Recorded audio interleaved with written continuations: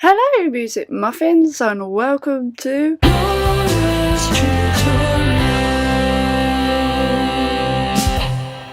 and today we're going to go through some songwriting tips. So all of you songwriters out there, hopefully this will help you and maybe you'll be able to get started on that one song that you've wanted to do for ages, or not. Maybe this will be completely useless, but let's go! Tip number 1 is to think of a topic that you want to write the song about and any feelings that you associate with that topic. So let's say you wanted to write a song about love, let's just go with that because let's face it, a lot of songs are about that. Your topic is love and then you can have words like happiness and warm feelings inside and your heart beating fast and stuff. I don't know, I write songs like that all the time. I should be able to come up with examples, but basically anything that you associate with that topic or feeling, just write random stuff down, because then when you want to write lyrics you'll have a bank of words that you can go to and you can like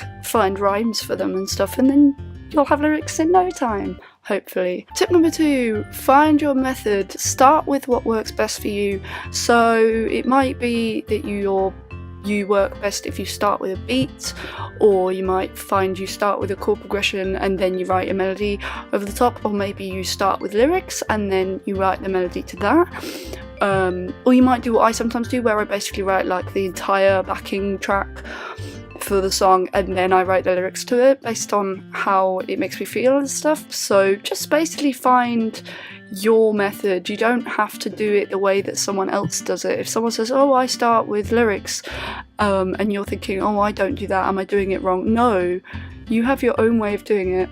There is no right or wrong way, so just find your way and stick with it. And well, you don't have to stick with it, sometimes you can try different ones, but just do what you feel is right at the time. Tip number 3, write about something that means something to you. Now, the reason why I advise you do this is because it means you can harness a lot of real feelings and you have experiences that you can draw upon, rather than just having to like imagine the scenario and what it might be like. You will know what it's like, and therefore you know how to put yourself in the character of the song's shoes. You can even make that character you if you want, which can make the song very real and very powerful, and it can help you with lyrics and emotion in the song and stuff, which is always good. Real experiences help.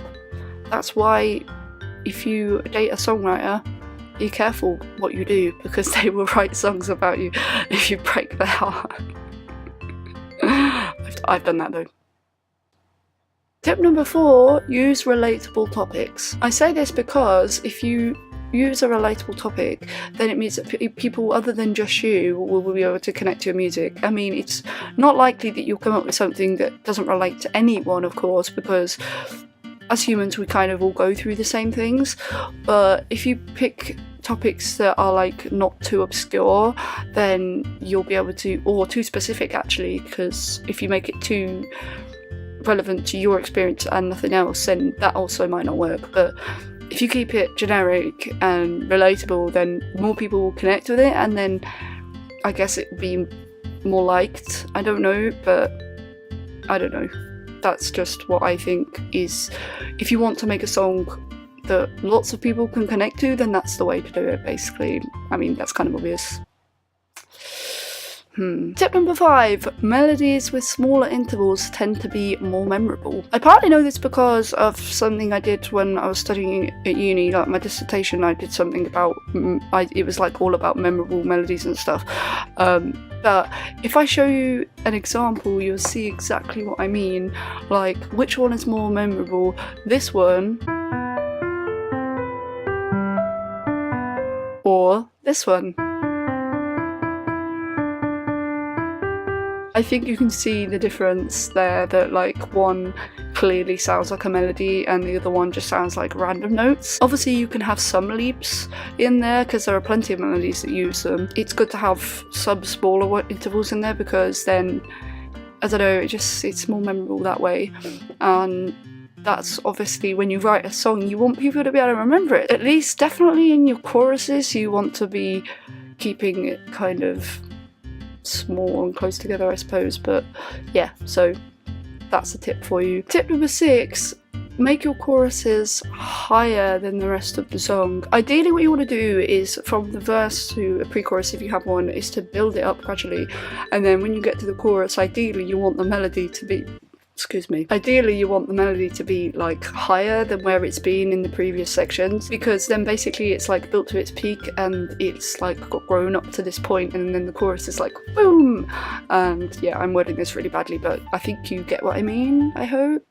Let's move on to the next thing. Tip number 7, understand harmonization and experiment with it. When I say understand it, basically what you want to do is make sure you know like what chords fit with the key you're in and how to fit the melody to it so that it sounds coherent and it all sticks together, unless you want it to be like atonal or something, probably not. And then when I say experiment with it is because then you can create some interesting sounds, because you don't always have to stick to what's predictable or what you think should happen. Sometimes if you experiment with it, you can do something and go, oh, that sounds interesting, and then create some mood that you didn't realise you could create, and that can be very exciting and very interesting for people listening to. Tip number 8 is to give your song some structure. Now, unless you want to write something that's like through composed and doesn't really have a structure, then what you ideally want is to have, like, for example, like verse, pre-chorus,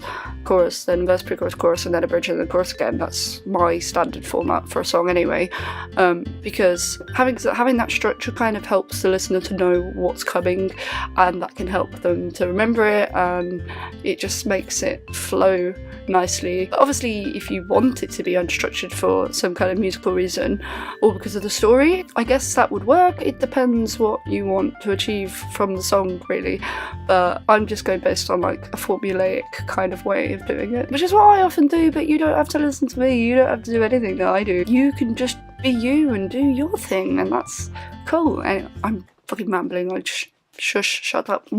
Tip number 9, don't be afraid to try new things. This is something that's really developed my music since I started, because I used to write like just piano, not really anything else, but now I do like electronic tracks and all sorts of stuff, because I've been gradually over the years trying new things and adding different things that I perhaps wouldn't have tried before, and maybe things that I'm not even sure would work.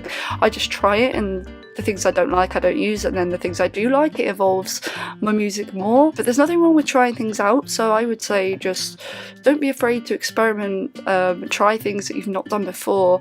Even if it doesn't really work every time, you can stumble across some really cool things by just experimenting. So yeah, don't be afraid to do that, because it's cool and it's fun actually to try things out that you haven't done before and to just explore new territory. Tip number 10, don't overthink. Trust me, I've been there. You don't want to do that. If you just sit at your instrument and you're like thinking about, okay, I'm going to compose something now, and you think too hard about it, it can actually stifle your creativity and make it harder. So what I sometimes do is I just play around without necessarily thinking like I'm trying to compose, and then I'll usually just accidentally stumble across something that I like, and then I can build on that and make a piece or a song or whatever out of it, rather than sitting down and thinking, okay, I'm going to compose now and then try and do it, because usually it doesn't work if I do that. So I wouldn't recommend that as a method. I mean, if it's your thing, okay. It don't work for me. I just think overthinking is not usually a good thing. So yeah, don't.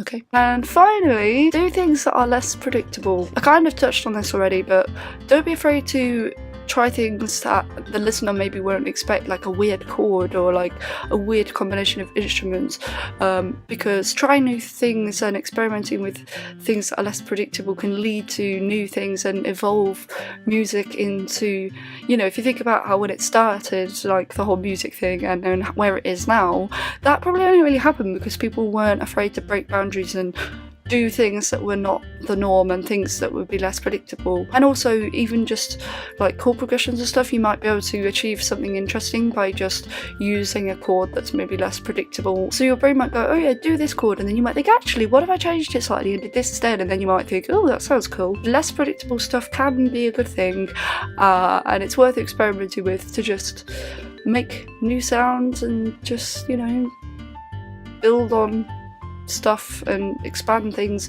I don't know what I'm saying. I'm so bad with words, but hopefully you get what I mean anyways. So those were my songwriting tips. I hope they helped you. I hope they were useful. I hope you could understand my points through all my rambling, because I'm just so bad with words. I'm sorry. But yeah, hopefully those were helpful, and if you want some more, I'll try and think of some more and I'll make another video. But anyway, thank you for watching Music Muffins. If you enjoyed it, don't forget to show the like button some love, and if you want to see more videos, you know what you need to do. Obey the cushion, which I'm going to adjust. Give me a second. There we go. That took way longer than I thought. But yeah, obey the cushion now that you can read it. And I'll see you next time. Love you guys. Bye.